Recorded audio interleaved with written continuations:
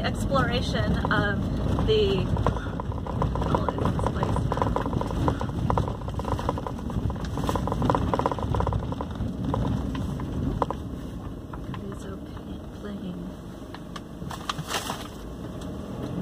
Carrizo Plain National Monument.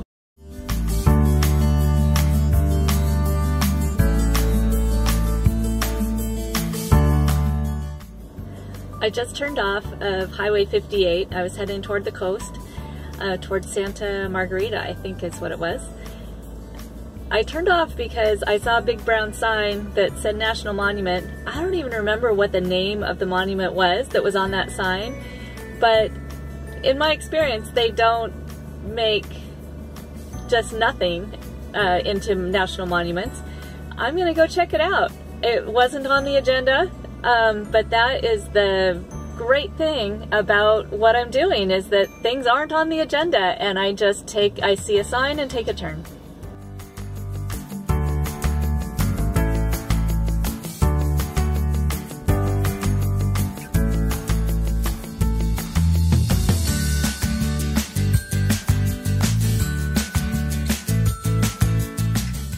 Found Visitor Center, so I'm gonna go check it out, see if it's even open. I do see a ranger truck.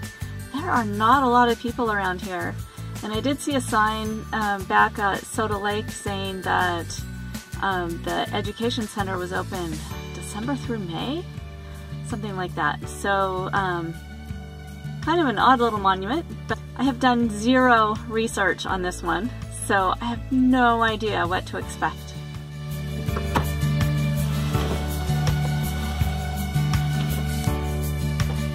Not up. That's not a good sign.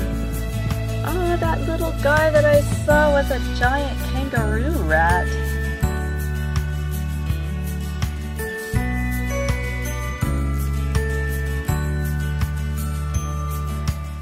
I saw the sign and it said December through May, and I'm thinking, oh, it's months away. And I decided to try the door anyway. It turns out that tomorrow is December. Nothing like totally losing track of time.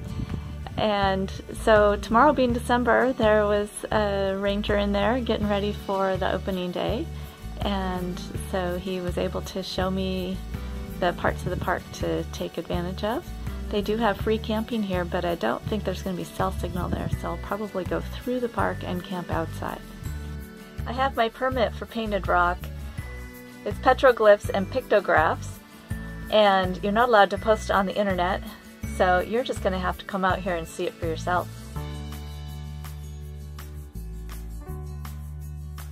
I am out here in Carrizo Plain National Monument, and there doesn't appear to be a soul around. I know there are, but I can't see anybody. All I can see here are birds and other animals. Walking out to the painted rock, and there's just nobody around. It's really very cool. There's the painted rock in the near distance. This is a sacred Native American fixture, and so they've requested no photography here. Just got back from the painted rock hike, and it's so funny. I approached it to the right. I was going counterclockwise around it, and I was pretty disappointed. When I was at Bryce and the tour guide was talking about all of the different things that the hoodoos looked like, and I'm just not the person who sees those things. And so I saw one pictograph, and I was like, oh brother, so I must need a guide, because this is supposed to be one of the best. And I thought I'd made it almost all the way around it, and it turns out that there's an inside to it, and there are just tons of very old red, black, and gold pictographs in there. And there are also a lot of etchings from the early 1900s. And unfortunately, the etchings are right on top of the paint. Even though there's plenty of rock, I don't know why I mean, I personally think it's kind of cool when when I see those old etchings, but not when they're right on top of the Native American paintings. It just doesn't make sense to me. Part of what's so cool about this hike is that you're walking through just grassland, prairie, and I was just imagining Laura Ingalls and her siblings and how they were probably walking a road very similar to this trail to and from school every day. So that was kind of cool, and there are already flowers blooming out there. The season here is December through May, and I think in February, April, May, after some rains, it's supposed to be really spectacular. So if you're going to come out here, I would recommend waiting until spring. And another really cool thing about this particular park is that there are 2 campgrounds and they're both free. I don't think either one of them are on any of the resources that I use for finding camping, at least, well, I don't know. There's no signal out here either, so you're gonna have to, so I'll have to double check that.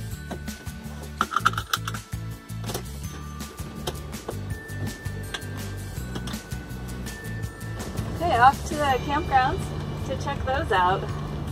If you do come out here to Painted Rock, just know that you have to have a free permit to visit the rock, or you have to be on a ranger guided tour. So it's pretty windy out here, so that's why most of my video is actually being shot in the van. I did order the Canon G7X Mark II yesterday, and Seven gave me some wind mufflers for that. Don't want to put a wind muffler on my phone. And I also ordered a Joby, so it's a little flexible tripod. Basically, I'm replicating Seven's setup, and I am so excited to get that. I'm having it delivered to my friend in Eugene, so I should be getting that in about a week. One thing about these campgrounds here is that I don't think there's going to be any cell signal there. It's Thursday afternoon right now, and I have my team trainings, my individual coaching tomorrow morning, and so I'm going to have to get up pretty early. But if there's no signal, then I'm probably not going to stay up as late as I normally do either, because I'm not going to be on the computer as late. I just love how these birds fly, where they, it looks like, you know, they flap their wings and then tuck them in and fly and glide without their wings, with their wings tucked in. I'll have to see what kind of birds these are. It's pretty cute.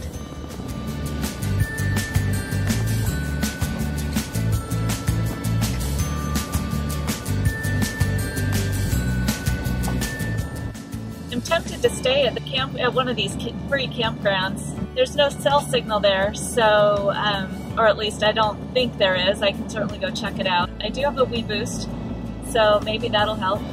The problem that I'm having is that it's Thursday evening, and I coach my team members on Friday mornings, so I need to either get somewhere tonight that has cell signal, or get up early and get somewhere that has cell signal first thing in the morning before 8:30. Of course, one of the main benefits of one of these campgrounds is that I'm already here, and that would mean that I could have an easy afternoon and get some good dinner.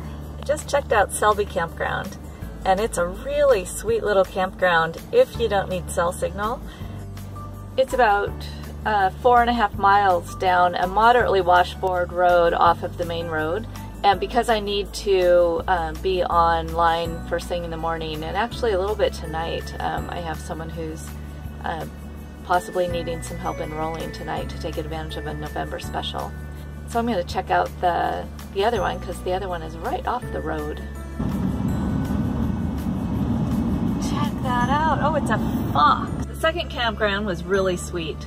Really, really sweet. It had shade and sweet little spots, but even with the Wii Boost I didn't have any signal, and I need to be available tonight for a possible phone call. So I am heading out, gonna check and see if some of the dispersed camping has signal. It's possible, I don't know. If you come visit Carrizo Plain National Monument, I highly recommend entering and exiting from Highway 58 in the north, because about halfway through, just right by